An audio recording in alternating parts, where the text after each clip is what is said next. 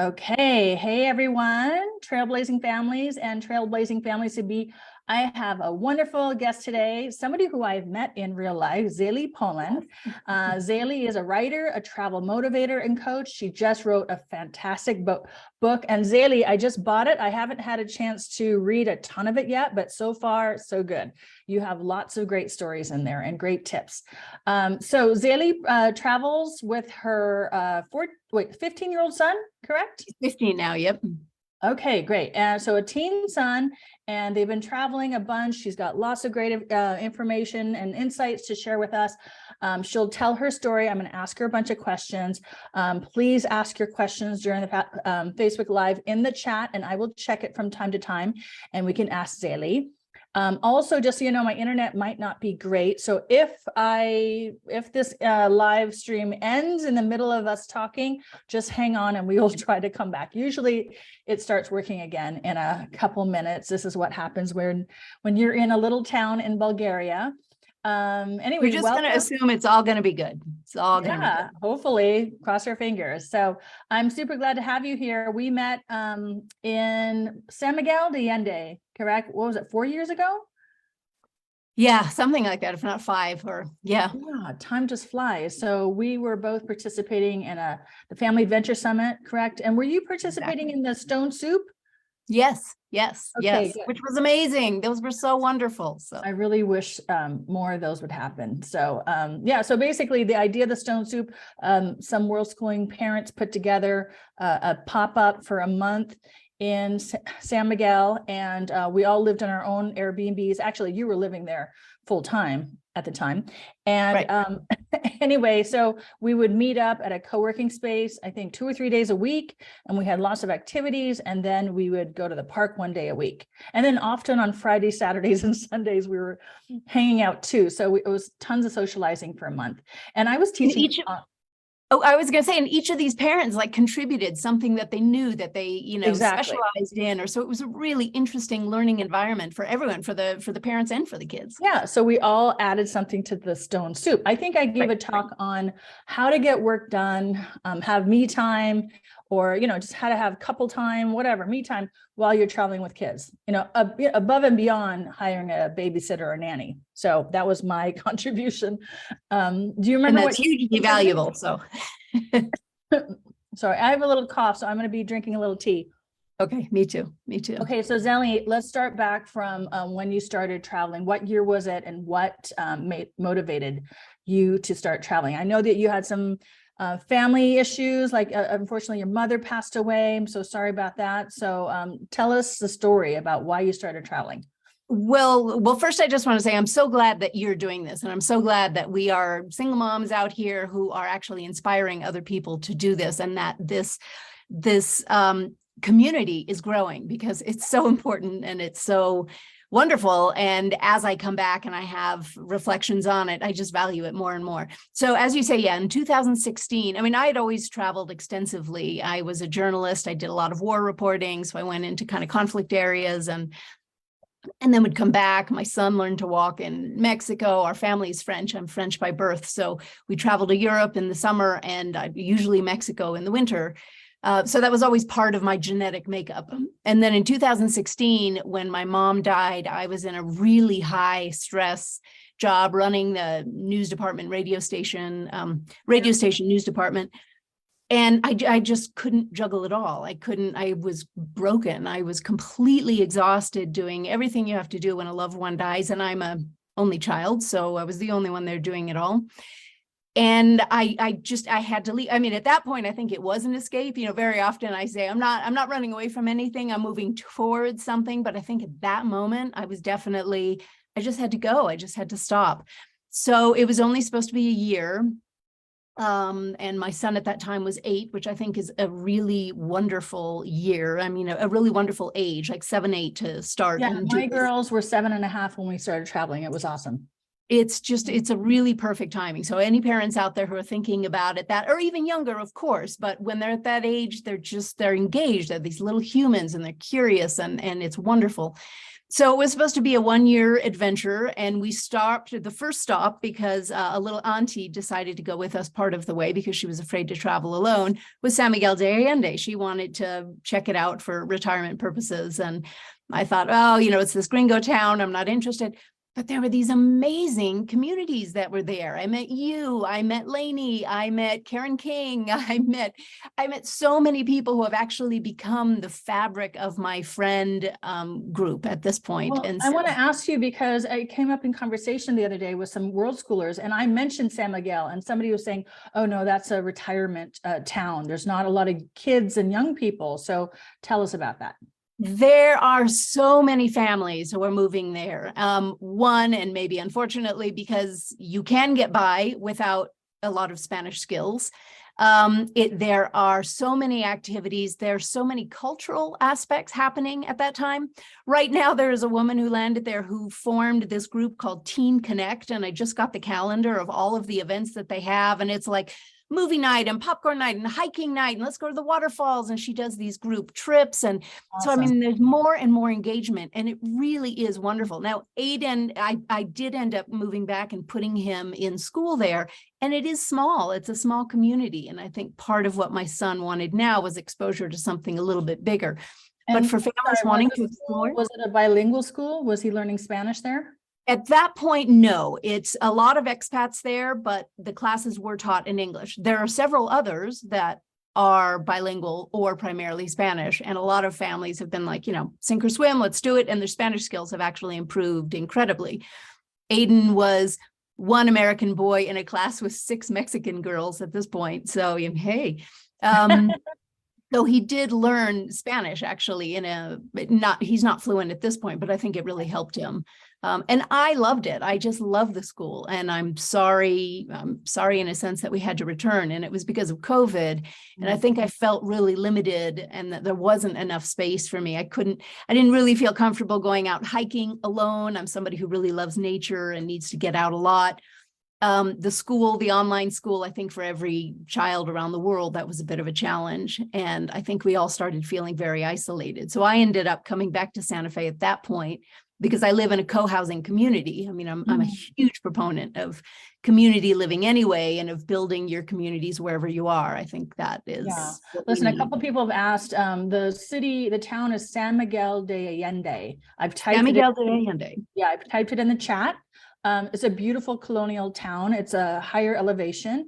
It is a little pricier than other places in Mexico, but it's filled with art galleries. It's kind of like an artist community, right? And it's Totally near Querétaro, which is a bigger city, but it's also nice. Sorry, Centrine is asking a question. So Zala, and I'm not seeing the chat here. It would help if I did. You gotta log into. You have to open up Facebook and open up this group. Because you and I are in a Zoom meeting, so there's no chat. But if you look on your phone, or you open up a Chrome browser, go to Facebook and go to the Worldschooling Traveling Digital Nomads group, you will see it. Just know when you click on it, click play, you might hear the audio, so mute it. Zélie.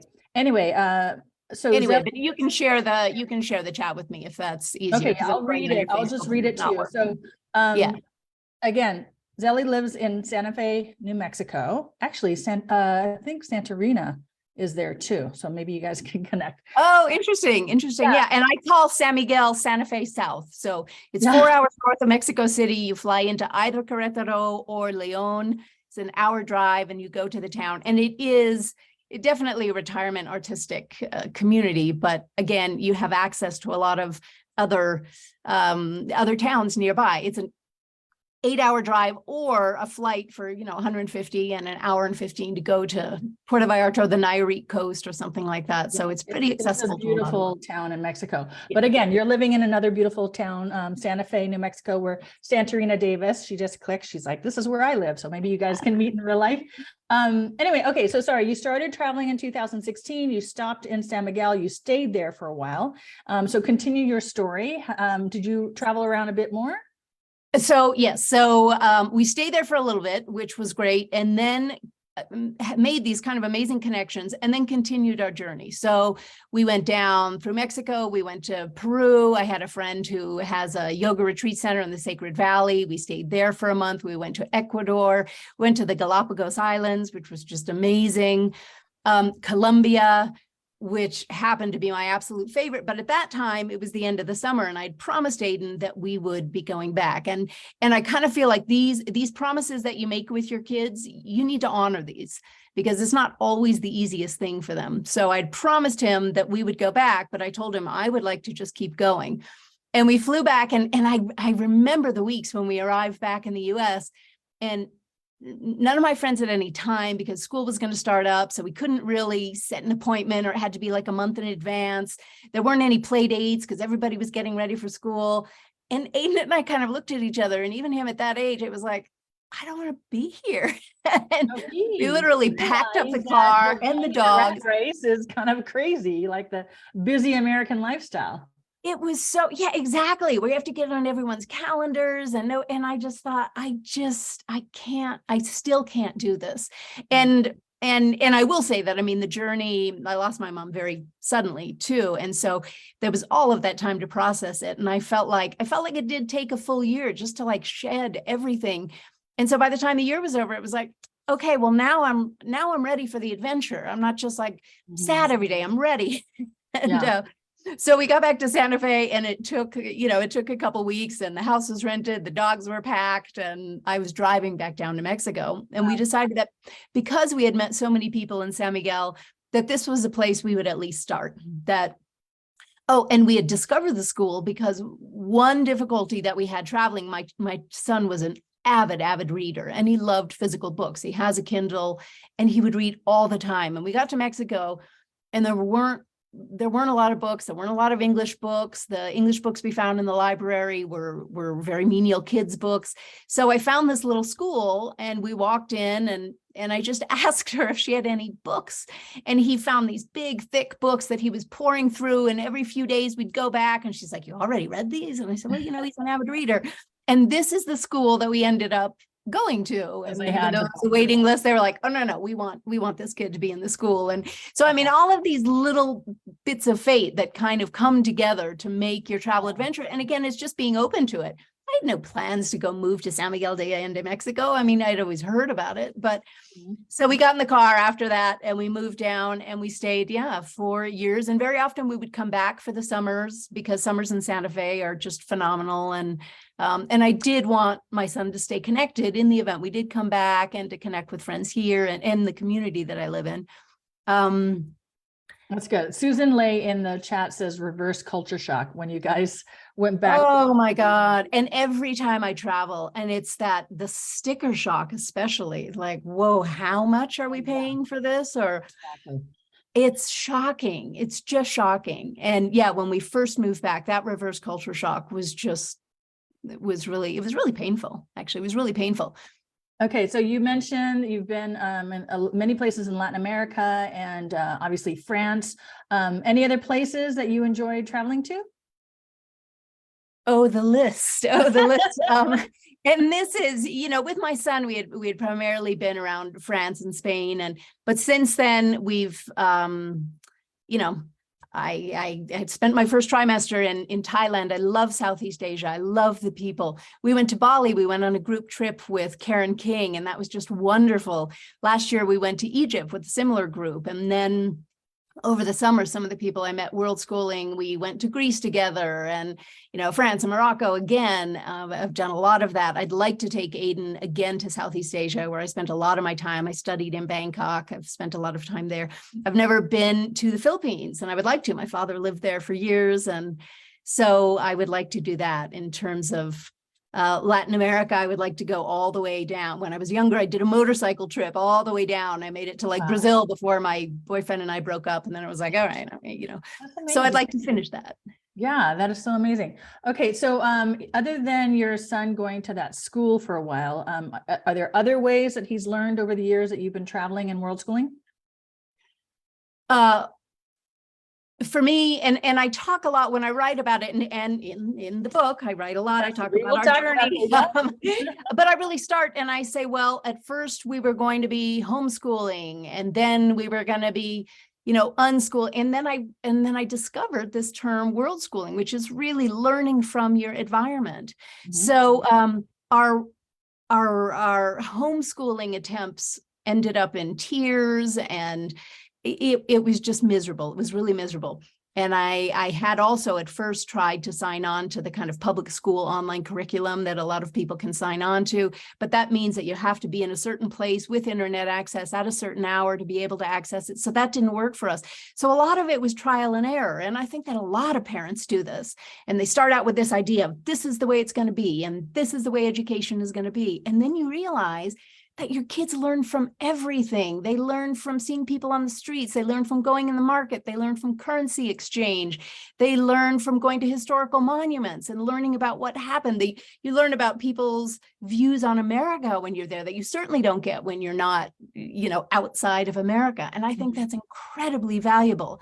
Yeah, and he meets people. What the school system has on their curriculum, but I think it's just as valuable, if not more valuable, than the stuff that you learn in the classroom. Absolutely. I remind my son sometimes that. So I also did my graduate school in England and my graduate school thesis in Cambodia. And I remember like one of our first days in England, and we're at this park, and he goes up to this, there was this big group of 20 Africans there, and they're all different shades of Black. And we don't have a lot of African Americans in Santa Fe, or Africans. And he walks up to them, and he's this little kid at that point. He was like 3 or 4 when I did my graduate work. And he's like, "You're Black, but you're Blacker. Why are you Blacker?" And, for the mom, I was like, oh, and they were beautiful. And they just said, well, because I'm from South Africa, or I'm from Nigeria. And they just started having this conversation with him. And awesome. I thought this is because he was so open to this experience, and because he was willing to engage with others, we both got this amazing lesson. And that was really touching. So, I mean, there's so much that they can learn informally. Susan is asking, where in England? Did you mention that earlier? My graduate school was in Bradford in North, just near Leeds. And okay. I've been to Leeds. Okay. It was, boy, that was a challenge. Yeah. Kara says, my concern is making sure we're abiding by the requirements in our home of residence, regardless of how long we're traveling abroad. But Kara, you're from the US, right? Yeah, so I don't worry about it. When you're traveling abroad, they don't have any jurisdiction over you. It's just if you're going back to the school system, and I'm going to ask Zélie that because you've gone back, how that went. But I still want to talk a little bit more about your adventures and your travels and stuff. So you started basically world schooling in a very natural way, unschooling basically, right? Yeah, I mean, you go to a school in Mexico, and then when you're traveling, you were unschooling. And did you socialize much or find community outside of San Miguel? I know you had a great community there, but while you're traveling, would you try to meet up with other families, locals, or expats? I would, almost everywhere I went. And interestingly, I mean, some of the people that I've interviewed in this book, I met like in a park in Ecuador, and I would usually try to reach out beforehand. Like almost every place has at least a Facebook group for expats. And you can do a simple Google and you can find that where you're going. You could say, I'm a single mom coming in. Can I talk to some families? When I went to Colombia, I wanted to live in Colombia. I was in love with Colombia. And Aiden was like, there are no 10-year-olds here. And I said, there probably are 10-year-olds here, but they might be in school and we just haven't found them. And so I reached out to parents I found like a mom Colombia expat group, and it did take them weeks to get back. And by the time they got back, we were kind of on our way out, and I'd heard enough about the schools that I thought, okay, this isn't exactly where I want to be. But parks are great, restaurants are great, bookstores are great. Parks are always great, and too, like soccer fields where kids play, and kids are just so open and engaged doing that. But you do have to also make an effort, and send notes, reach out, Facebook. I mean, I really feel like that. If you can try to join those expat or local people Facebook groups in advance of your arrival, and try to make connections in advance. I mean, because like you said, you show up and you're like, oh, let's make some friends, and then by the time they get back to you, you're gone. Yeah. I would definitely, if that is very important to you, and it was because I wanted to learn about schools specifically too at that point, I would definitely reach out in advance to do that. We have so many Worldschooling pages now that you can send something. You can say, for example, we were in Paris and I was like, you know what, my teenager is really looking for another family to go hang out with. Is anybody here? This random couple responds. We ended up spending the whole day together. The kids played laser tag. I had never met these people before. And they were some of the warmest, loveliest people. And they even ended up helping me do some really, yeah, that's a different story. But they really ended up coming through for me in a wonderful way. It's not that difficult to meet others if you try, if you make it an effort. Okay, so tell me about how these years of traveling and world schooling have benefited you and your son, and your relationship to each other. Well, I say a lot, all the time, really, that world schooling made me a better parent. I mean, I was so stressed. I was so in the grind, and so much with this idea of, if I just work harder and make more money, that will translate to more time and a better relationship with my child. And I was just, I mean, whatever you want to call it, the hamster wheel, or just, I couldn't get out of it. Mm-hmm. And so in a sense, it was good that I just broke. And I said, wait a minute, I'm never going to reach that pinnacle. And I loved being in this professional job. And this isn't just for single moms who struggle. I mean, I was trying to really, reach my professional height, and I was running this news station, and I was interviewing people, and I was out all the time. And I thought, well, what is my priority? I mean, what is my priority right now? And when my mom died, it became really clear. And so many of the people that I interview in this book had a similar kind of shock. It was like a moment of clarity of, what am I doing? Why am I earning money? Isn't it to benefit this relationship? Isn't it to benefit our quality of life? And if that's not working right now, what am I doing? So, I mean, it's sad that your mom had to die for you to learn that lesson, I guess. But I think everyone needs to wake up. Maybe the pandemic, it did it for a lot of people, and it just made them realize it's carpe diem, live your life for now. So you're closer, you have a better relationship, you have more time with each other, correct? Right. And you just feel like you're a better parent now because you have I just slowed down. I slowed down. I was more patient. I could spend more time with him. We had more conversations because we had more time. At the same time, I made friends with other people. Other expats actually had time for me. We didn't have to book, months in advance. A friend of mine who I met who had moved from Virginia down to Mexico said she used to be proud of how many months in advance she had to schedule a coffee meeting. And we know this, right? We know this as professional women. And then when you look back on it, it's like, really? Was that so important? Yeah. So for Aiden, I had my friends, which made me happier. And I think it is a balance, and especially for a single mom, like you say, this idea of making time, but the chance for self-care, the being able to afford self-care, being able to afford massages. And I would love to be focused on self-care all the time. I can't afford it in this country. It's the cost of living in Mexico is so much lower that you can do that, and you don't have to work as many hours. Let's talk. I know that you own a little real estate that helps you fund your travels, and you do various different things. So tell us, and you have your book, which I want to get into in a minute, but I kind of wanted to set everything up a little bit, and talk about your travels that led to you writing your book. But what challenges have you guys had to overcome?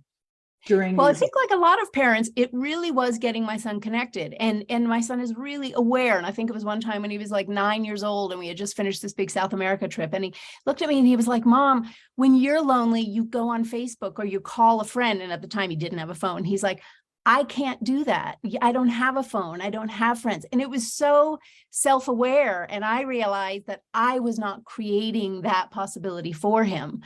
And so I started allowing him more screen time, because this idea of like, nope, this is it. It was very kind of pure and nope. But I forgot that all of the circumstances had changed, and I needed to be flexible with that as well. Mm-hmm. And I needed to find ways for him to feel included and him to feel connected. So that was definitely a challenge. But once I allowed him a little bit more kind of video connection and playing video games with people, that really changed a lot of the feeling. As he has gotten older, and this most recent Christmas in Mexico, we invited 2 friends to come and join us. And it was amazing. they're on their own. They walk down. It was like, yeah, mom, I got a key. Everything's great. And they're on their own. They're doing what they want. They come back. And that was really amazing. And then when his friend had to fly back to San Miguel, Aiden wanted to go with him. And this was kind of the first time that he had flown alone. And I thought, this is my world schooling success, but it feels a little painful. Wait a minute. That's amazing. But, he had the confidence, he had the self-assuredness. And, it's funny, even in Greece, meeting with all of these other families, and one night they come back and he decides he's going to sign up for an unschooling trip to Patagonia for a month. Oh, is that with Lake Bowles? Well, what? Yeah. Has your daughter been on one of these trips? Not yet. No. And I researched it, and he was totally in. And even though the limit was 16, he had talked himself in at 15 years old. And I was like, wow, if he can take this on himself, apply, do the interviews, make this arrangement, talk to his teachers, I'm going to support this. Awesome. So it's going to be a little scary. That actually is happening at the end of February. We'll be gone for a month. I think they're pretty mature, I mean, they're out there in the real world, and they're not afraid like other kids are. Okay, but I know you've also had some medical issues like accidents and other things. So talk about how you handle medical care when you're traveling. Medical care. Well, I mean, a lot of it is just, being a middle-aged woman in the world. And I had a full hysterectomy in Mexico, and it had complications, and it was a bit of a challenge. At the same time, I had insurance, which I absolutely recommend people get. If you're going on a short-term trip, I recommend getting travel insurance. You have a CEO of an insurance company talking tomorrow. I saw that, and I cannot stress enough how important that is. And international insurance. I have used all sorts of different ones. For the shorter ones, I've often used Allianz. 7 Corners, I've heard is really good. World Nomads, I don't know who you're having there. I think you just have to look at what is there and what it covers. But everybody, I met so many families who are like, oh, medical care in Mexico is so cheap. It's $40 for a medical accident. And then there was a family whose son got hit by a train, and they had to mortgage their house, and you have to pay cash before they let you in the doors, or have a credit card with enough money on it. So just don't mess around with this stuff. It's not that much adding to your trip, and it can save you so much. And luckily we didn't have accidents. Luckily we didn't have car accidents or whatever else would happen, but broken arms. I mean, something as minor as that, a twisted leg. Yeah, I think at one time Aiden twisted his knee, and you go and you get x-rays, and it was $40, and that's wonderful. Had it been something more serious, and my full surgery from start to finish was a fraction of what it would have been in the US, because I was on listservs with a lot of women who had similar surgeries and similar complications afterwards. And theirs were, $150,000, and mine, with insurance was 12. And wow. Yeah.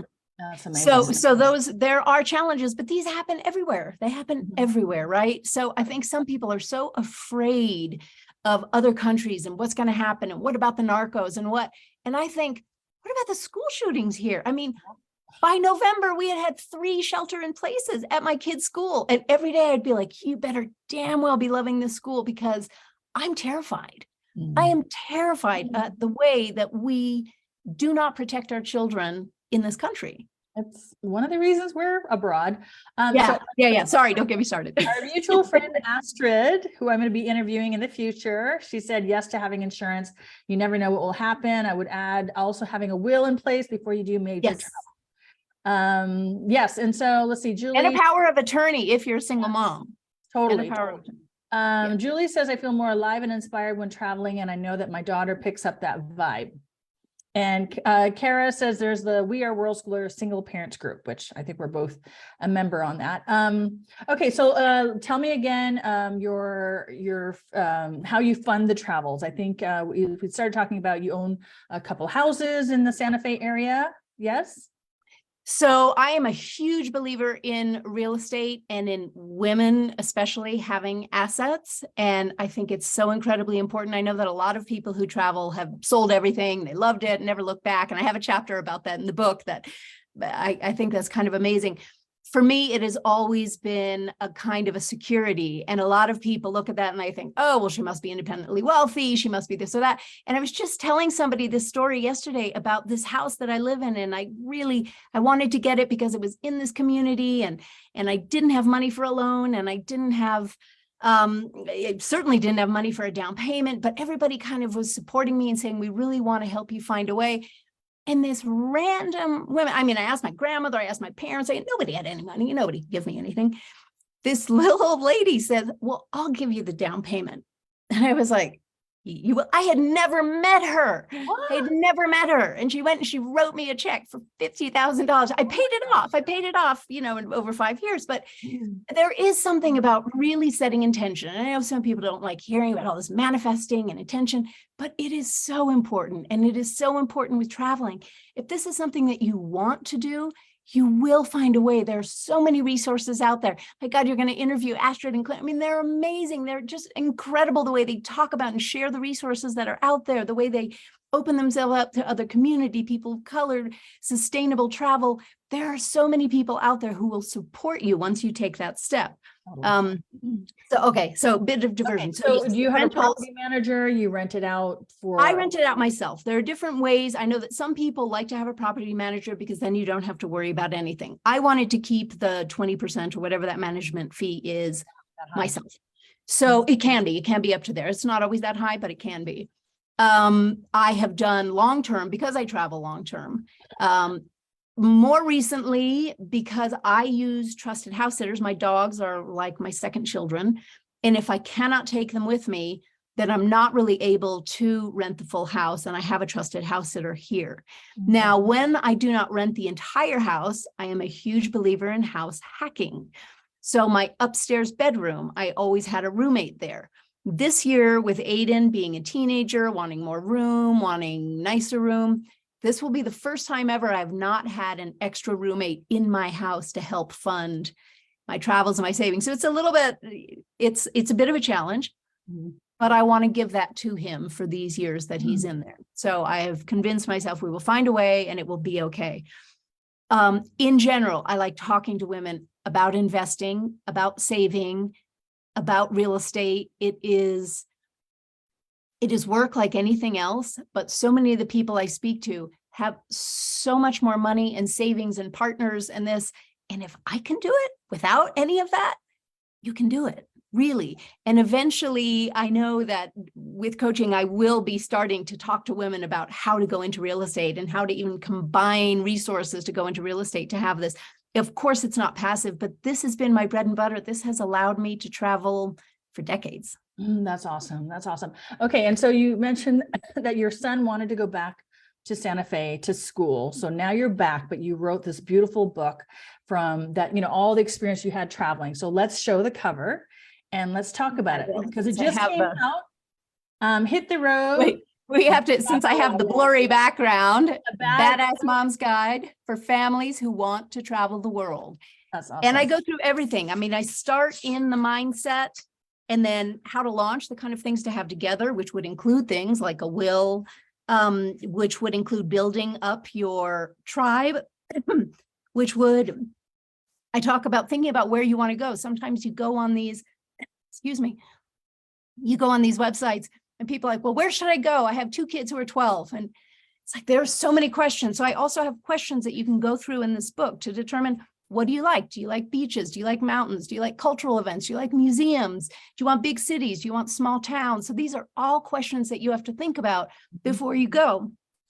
Excuse me one second. No, I have tea as well. I have my second little cup here. Exactly. Yeah, double dosing there. My cough drop. And once you set your mind and once you decide where it is, and then you also think about things about schooling.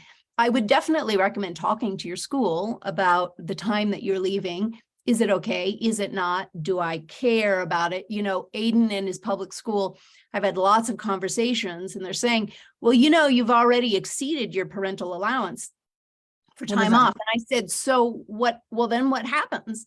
Well, Aiden, you just withdraw him? I have not yet. I mean, I've tried to make a case for every travel that we go that this is actually educational, that there are actual, this month in Patagonia will be interesting because it will be for such a big chunk of time. But I will make the argument that, he's going to be learning far more than probably he will be. If you withdraw your kids for a whole year or half a year, but if you're leaving like 2 weeks here, coming back 3 weeks there, right, that's exactly. a little hard for the school to handle. Yeah, absolutely. And so I try to work with them as much as possible, have conversations with them, and Aiden is still getting A's and B's. So I think if he were really getting, very poor classes, I think the teachers are appreciating working with him because he shows up. That may not be the case for everybody. And when we did leave for a longer period, even for a year, I just withdrew him from school.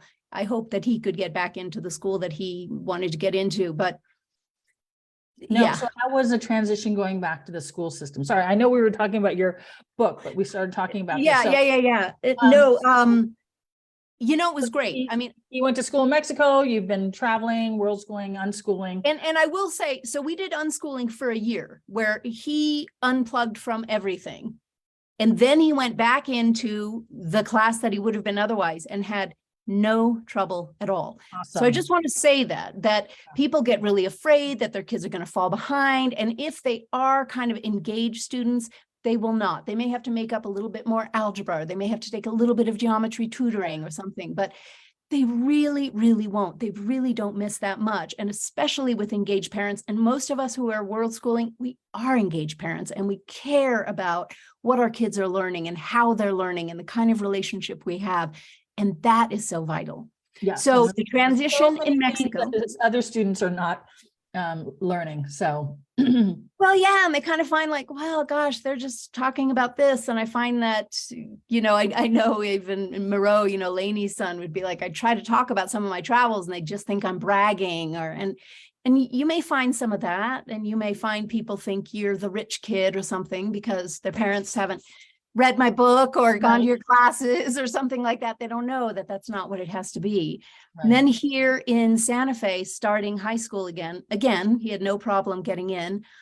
He's not very engaged with academics, I will say, this year, but he is so happy to be doing this social thing, to have this group that they're getting into trouble and doing their high school thing, acting out. And I think that's really important for young people. So I am letting him have this, but it's hard for me. It's hard for me. Well, so let's talk about in your book, what other types of preparation tips do you offer world school newbies? Like to get ready, you said, getting the will, the document. First of all, I talk a lot about attitude. I talk a lot about thinking where you want to go, but also really being aware of some of the restrictions. I have a whole chapter on like the Schengen zone, and people think, oh, we're just going to be in Europe forever. And I don't know how you are in Europe if you have to go out. I mean, it's really 6 months out of a year. That doesn't necessarily allow for school. And there are ways around that. And we have a friend in Spain who has managed to get in, or if you have a lot of money, or there are ways to do it, but you have to be really aware. So if there's something specific that you want to see, as one of my interviewees, Allison, said, you kind of have to back your way into it. You want to see the tulips in Holland? Well, make sure that that's within your Schengen zone. So I like how you have all these interviews, like kind of what I'm doing here, but in book form. Yeah. And at the end of it, and in the ebook, there are also hyperlinks to all of it. I end with all of the interviews with essential travel items. What have people carried with them that made travel easier? And that's everything from like a French press to, like you said, a body pillow to a musical instrument to games for their kids. There's also a full list of games that people can take, including scoops, which are Astrid and Clint made. Games that you can take with you on the road or USB phone. So it's really interesting to see what each family has found incredibly essential and useful while traveling. And it speaks a lot to the kind of travel they do, whether they're traveling in an RV, whether they're one person who was sailing for a year, it was like digital GPS, that was our essential item. And so you get a taste of what people have used, what their experiences are, what inspired it to begin with. And how they educate their kids, how they pay for it too. So I include a lot of that in there. I do think you have to think about schooling. Jennifer Miller, if any of you don't know Jen Miller, I'm interviewing her soon. she's just amazing. She's just Yes. amazing talking about education, and she will make you feel stupid like a bad parent. I mean, the way that she brought up her kids and the way she thinks about all the ways to bring education into your life and your house and your family is just extraordinary. And she, for people who are listening, really strongly recommends, and she recommends in this book as well, taking notes of all the things that you've seen and the things you've done, the activities that your children have participated in while you're away. So that if you go back to your school and they're like, well, you didn't take the SAT, yes, or whatever, you can say, well, you know what, my child did. I have this full packet. Yeah. All right, this full packet of the experiences they've had, and I assure you, they will be fine. Yeah. And I think that that is really important. Do you have any money tips for World School newbies? Money tips for me, so much is about house hacking. It is so much. We are all at different financial levels. If there is any way that you can use house hacking, I think it's incredibly important.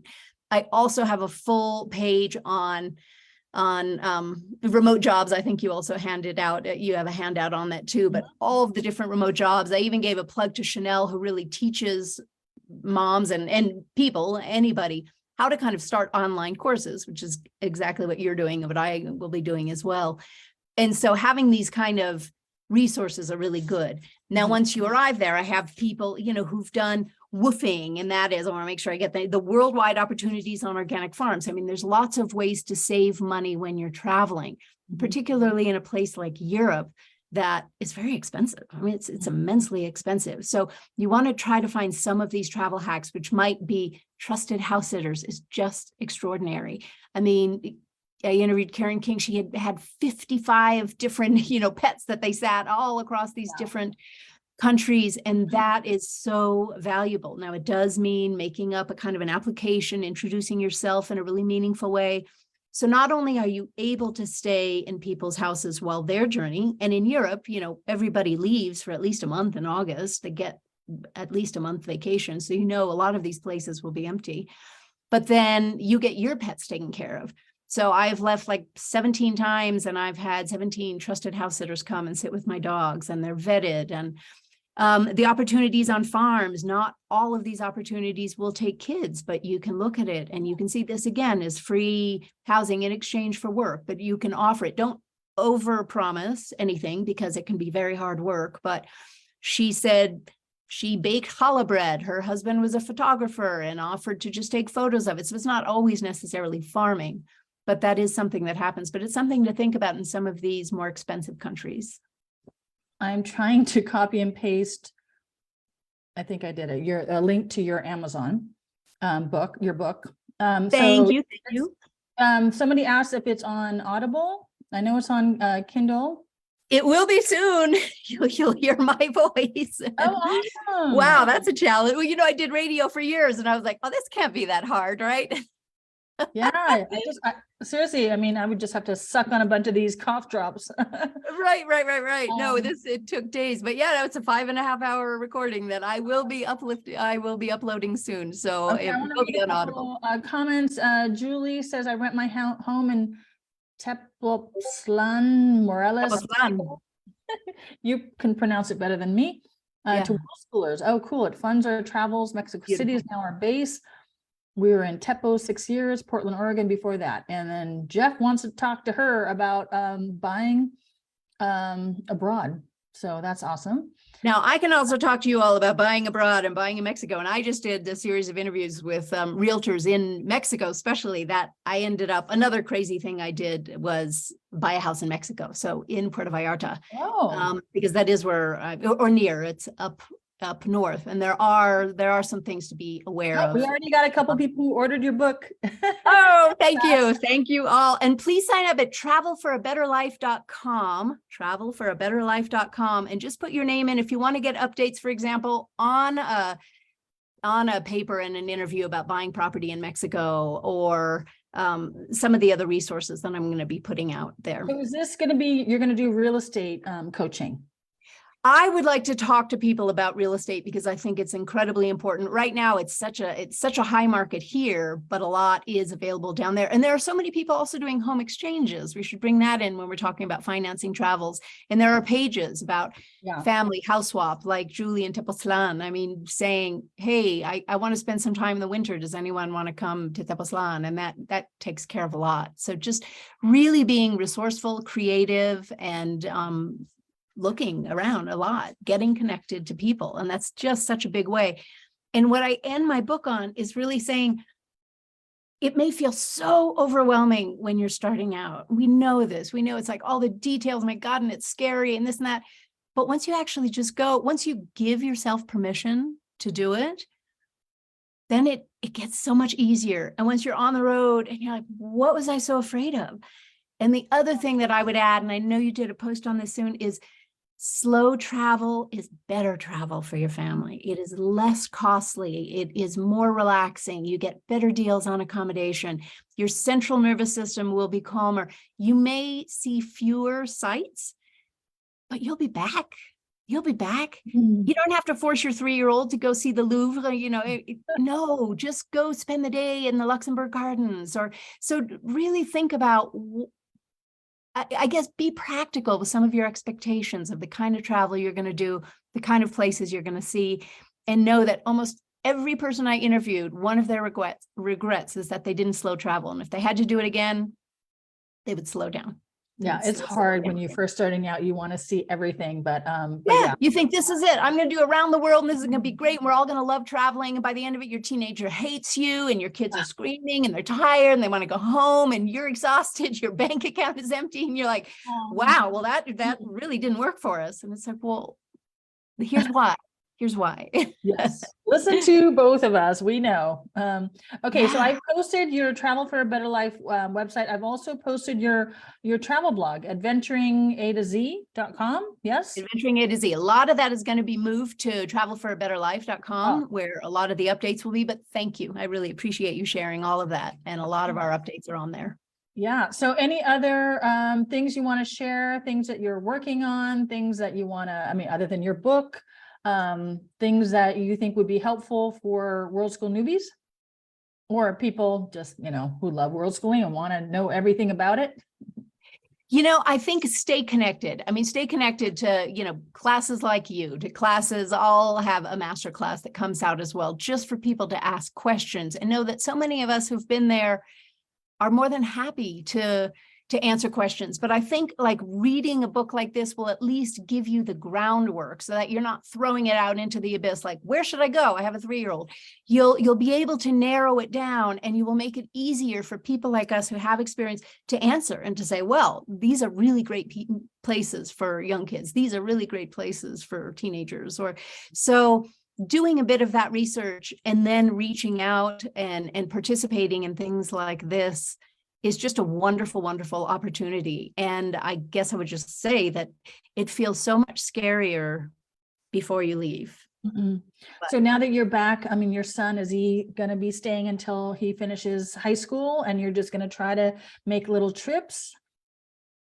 Yes, we will be making a lot of trips. I have like 4 in the next 3 months. So for me, it's leaving, but I know that this is important for him. So I've told him that the day he graduates from high school, I will likely be moving to Mexico full time, whether or not that happens. But that is my intent. And he says the first thing he wants to do is go traveling with friends. So cool. Yeah, I think that's great. I will definitely be living abroad somewhere. I haven't decided to where yet. So when we travel, I'm always trying to check out the places that would be good for me. And I would love to start creating communities of moms who's maybe, they empty nesters. We spent so much time doing this, and how can we connect? And I think a lot of us still want to bring meaning and want to help other people who are in this place. So having a place where we can connect is something I'd really like to look at. I saw Astrid and Clint a few months ago in Seattle, and that was the 4th country we've seen each other. I love it. I love it. But we were joking that once our kids have flown the coop, that we World School empty nesters will have to live somewhere together in community. Or I was thinking we can just camp around a camper van around together, because my kids refuse to do that. And I really want to do it. So I think Right. grown, but maybe we can do it. Absolutely. Getting some big extended community where we can just have our own space and all this. But I absolutely would love that. Okay, I just want to read a couple more comments. Julie says, I'll definitely get your book. Super interested in the real estate stuff and planning for the future. I'm looking at having a smaller property in Mexico and something manageable in the US. My daughter's a Mexican citizen. I'm a permanent resident. Okay, that will make it easy. And yes, there's a group for World School teens. We're already in it. There's a group of us who are thinking about going to Cairo or Luxor, Egypt next November. So if you have teens, join up with us. Yeah, so anyway, Zélie will be in the group. You can comment on these questions and I'll tag you. Okay. And I thought we were going to go about 45 minutes. We've gone about almost an hour. So we know, but we did get on a little bit late, but I also want to put a plug, and I'm sure Lainey talked about it as well, but there is the Project World School Summit in Veracruz, Mexico from March 6th to 10th, I think it is. And oddly, I will be there without my son, oddly enough. But, okay.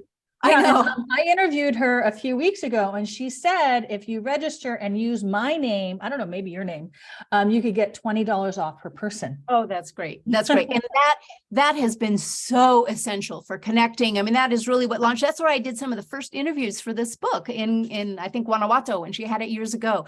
It was such a beautiful way to connect with people, to hear all of their tips. I mean, exactly what you're doing here, but it is so nice too, to be in a casual setting and just talk into the night while your kids are playing. And they're really beautiful, special experiences. So if that's something that you can swing, a big plug for Lainey, and this may be the last one. So Liz, maybe you will be taking the mantle. No, I don't know why you think you want me to do it. I don't want to do any brick and mortar business ever again. Well, tell me about it. But it would be like a pop-up. It would be like a pop-up. It's a lot of work. I mean, I might host a retreat someday with my group of trailblazing families, but I want someone on the ground to help me organize it. Anyway, but I told her she should sell it or have someone take over, because I know her son is 24 years old and she's kind of moved on and she's written her book and all of that. But I went to the Project World School Family Summit in Playa del Carmen, met a bunch of people there, and then the Family Adventure Summit. So a bunch of people that you interviewed in your book, I know, I've met, and they're such amazing people. So, and some of them I've seen again and again. And I think newbies don't realize that, we're kind of like this roaming tribe, and we stay in touch, in the Facebook groups, and we keep track of each other's travel stuff, and we meet up again in real life. So anyway, I hope to see you again one of these Absolutely. Days. I think that will happen. And I will have open invitations for women, especially who are a little bit afraid of Mexico, to come down and to stay with me in San Pancho one time. So yeah, stay tuned. Travel for a better life. Well, I'm going to tag you in the group chat so you can start answering people's questions there after we're off. Yeah. And thank you so much for joining me. Thank you. Thank you for including me. Thanks for all the questions and engagement. It's wonderful. And I'm just so glad you're doing what you're doing, and that we're out there kind of sharing that this is a really, we're both doing it. So viable way of living. More people out there in the world. Yes. Thank you all so much. Thank you.